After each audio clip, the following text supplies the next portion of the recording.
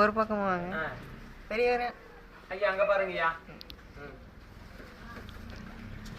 அவர் மூஞ்சி ஒரு டைம் பாத்துக்குங்க போட்டா பிடிக்கும் போது. ஏன்னா அவர் மூஞ்சி பாக்கணுமா? வாங்க அழகா இருக்காங்க இல்லையா பாத்துங்க